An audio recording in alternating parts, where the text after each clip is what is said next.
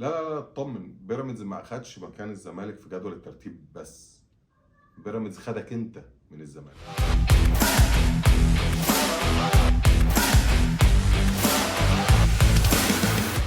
Ole, ole, ole, ole. Pyramids, pyramids. Ole, ole, ole, ole.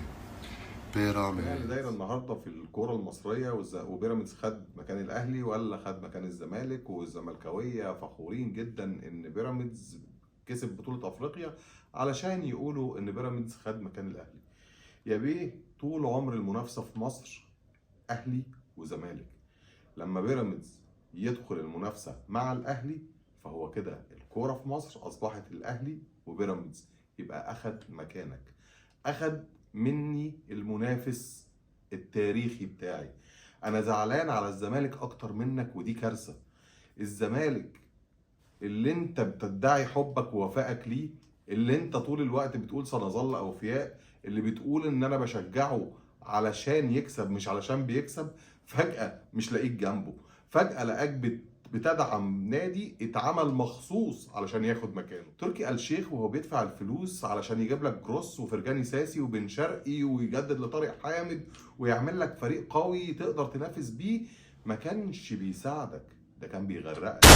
كان بيغرقك في ديون واعباء ماديه بتدفع ثمنها لغايه دلوقتي، ديون وعقوبات وغرامات ووقف قيد.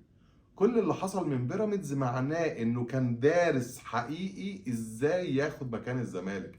خناقات بيراميدز اداره ومسؤولين واعلام تابع ليهم مع الاهلي، خناقات مدروسه ومفتعله تماما علشان ياخد تعاطف جمهورك بمنطق مش سوي اطلاقا، وهو عدوي صديقي.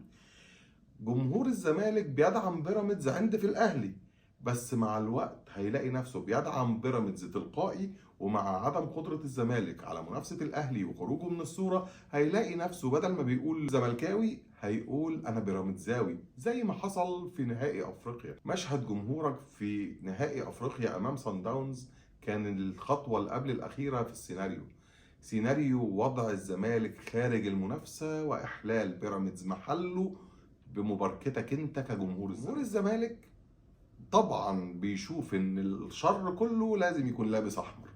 طبعا الشر كله مش لابس احمر، الشر اللي رايح لناحيه الزمالك مش لابس احمر. زي ما الاسماعيلي كان فاهم والاسماعيلاويه كانوا فاهمين ان الشر لابس احمر، والوقت والمواقف اثبتت لهم ان الشر مش لابس احمر. الشر اللي انت فاهم انه لابس احمر طلع انه مش لابس احمر.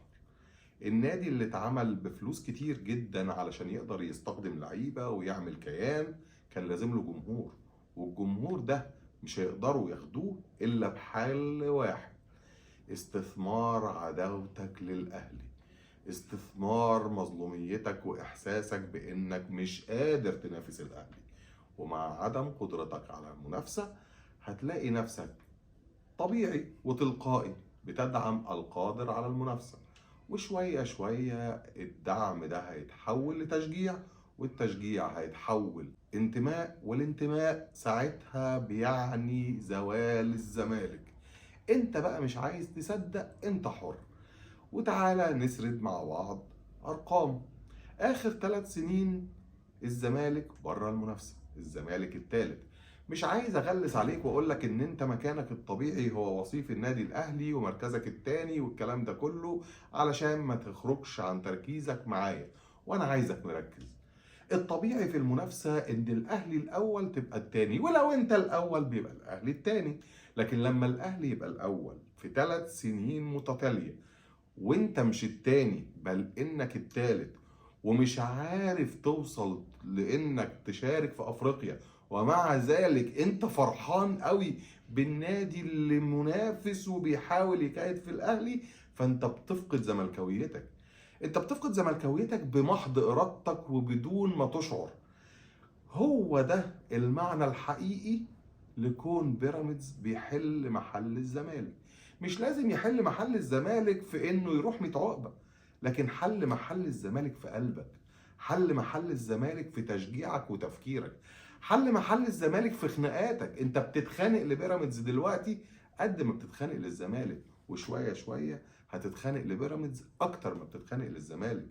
بعد شويه هتتخانق لبيراميدز وهتنسى تتخانق للزمالك. الزمالك هيتوه وهيتنسي زي المحله والترام والاولمبي. على فكره دي انديه حصلت على الدوري زيك. السلام عليكم.